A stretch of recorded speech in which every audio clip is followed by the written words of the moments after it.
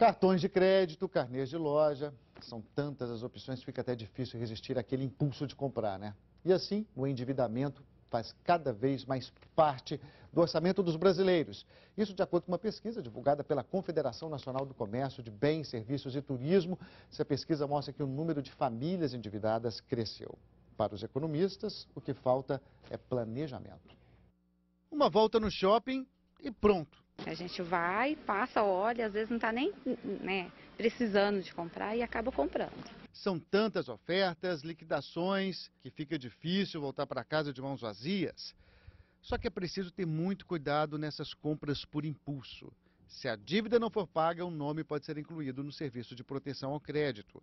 Um levantamento da Confederação Nacional de Dirigentes Lojistas revela que o endividamento atingiu 64,2% em maio, enquanto que no ano passado foi de 58,7%.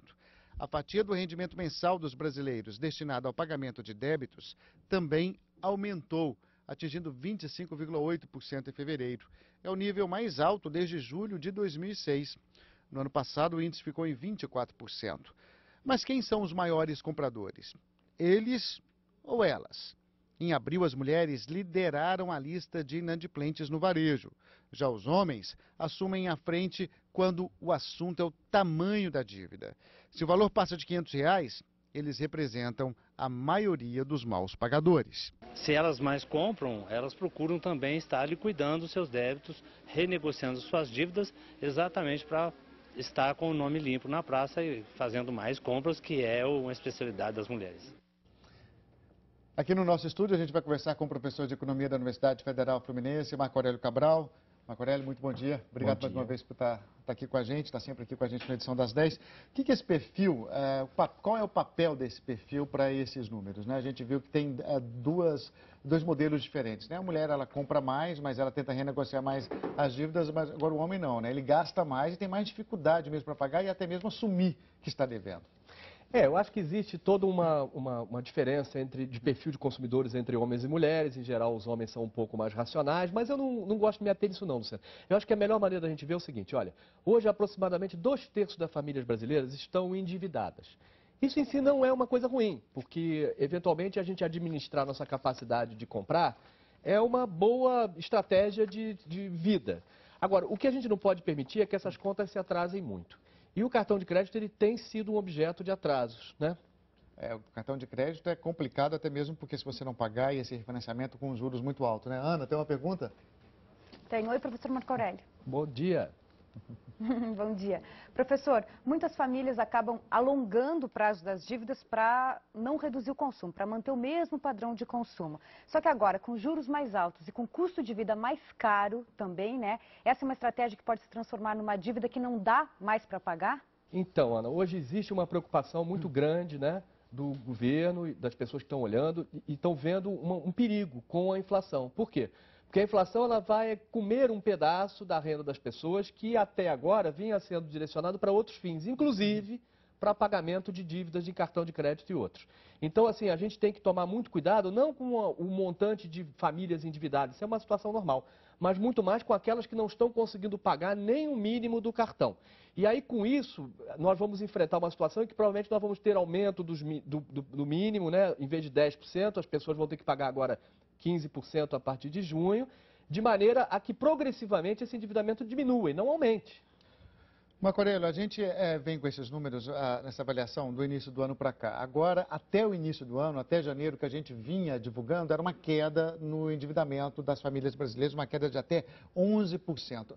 O que foi que provocou essa mudança? Eu sei que você não gosta de se ater ao perfil, mas a gente não pode deixar de falar dos jovens, por exemplo, que está tendo muito mais crédito, inclusive na universidade. Quando ele já entra na universidade, já entra também com as ofertas de cartão de crédito, e aí talvez não tenha uma certa malícia na hora de fazer as compras, gastos. Exato. Acho que assim, uma certa inteligência financeira hoje é uma competência que deve ser de todos os brasileiros, independente da idade, do sexo e tudo mais. O que a gente tem que perceber é o seguinte, o cartão de crédito ele tem que ser o nosso amigo, ele não pode ser nosso inimigo. E para isso a gente tem que jogar com as regras dele. Então assim, o ideal é que as pessoas, em primeiro lugar, pensem direitinho se o que elas estão comprando deve ser comprado. Se for realmente essencial e fizer uma dívida, por exemplo, no cartão, quando chegar a data de vencimento, paga o máximo possível. Não fica só pensando em pagar o mínimo, paga o máximo possível. Por quê? Porque a parcela não paga é uma parcela que está sujeita a juros. E nós estamos num momento de combate à inflação, onde os juros estão elevados, não é verdade? Então, assim, a gente tem riscos pela frente que tem que ser enfrentados por todos. Você está falando dessa questão dos atrasos, que realmente é preocupante. Tem um dado aqui do Banco Central, né? Porque nesse cenário o endividamento pode virar realmente inadimplência, né? Não só a possibilidade de ter a dívida, né? Em 2003, o atraso aí superior a 90 dias, ele representava, as dívidas representavam 7% do total. Agora já são 5,7% do total, ou seja, caiu, ou seja, as pessoas realmente estão com dificuldade de fazer o pagamento. Sim, e assim, hoje existe 2/3 das famílias estão endividadas e aproximadamente 1/4 destas têm dívidas atrasadas. Pois bem, aproximadamente 8% não conseguem pagar suas dívidas. Então, esses super endividados, eles são objeto de muita preocupação. Nós estamos vivendo no Brasil e no mundo um momento onde a atividade econômica está decaindo, decrescendo, né? Ainda há crescimento, ainda há emprego, ainda há tudo. Mas nós temos que enxergar para frente uma situação em que provavelmente nós não vamos gerar mais tantos empregos assim e vamos ter que conviver com alguma inflação. Esse é um cenário muito perigoso, porque se aumenta a inadimplência, aumenta novamente as taxas de juros. Professor, é sabido que o limite de segurança para evitar um ciclo vicioso de dívidas é de 25% da renda. Foi assim que me ensinaram, né? Mas com o custo de vida mais caro e a renda crescendo abaixo da inflação, esse cálculo dos 25% continua valendo? Pode ser que não. Eu acho que cada um tem a sua conta, Ana. E essa conta é uma conta da família para ser discutida, acompanhada, né? A gente aprende matemática no colégio, entre outras, para acompanhar a nossa vida financeira. Então é importante ter planilhas, ter tabelas, as pessoas sabem quanto de cada item pesa nos seus gastos, né? De maneira a estabelecer um processo mais racional e menos impulsivo.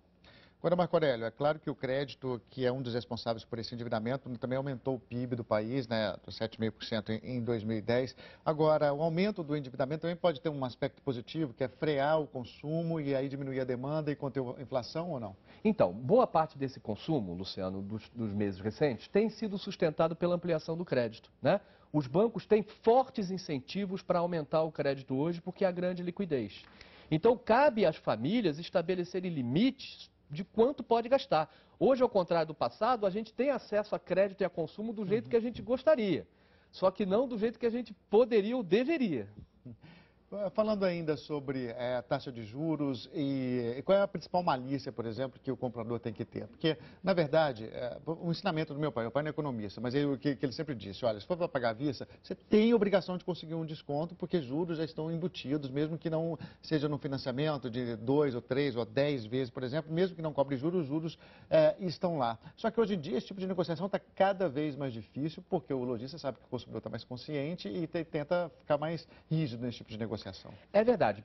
Uma das estratégias possíveis é, ao invés das pessoas terem vários cartões de crédito, cada um com uma data do vencimento, porque permite rolando as dívidas, é ideal que a pessoa tenha um cartão de crédito que conheça exatamente qual é o saldo dele, quais são os itens de compra. E esse cartão de crédito, idealmente, ele deve ser escolhido dentro das menores taxas disponíveis no mercado. Então, assim, os bancos competem entre si por essas taxas. É bom que haja uma busca muito organizada de quais são essas taxas frequentemente.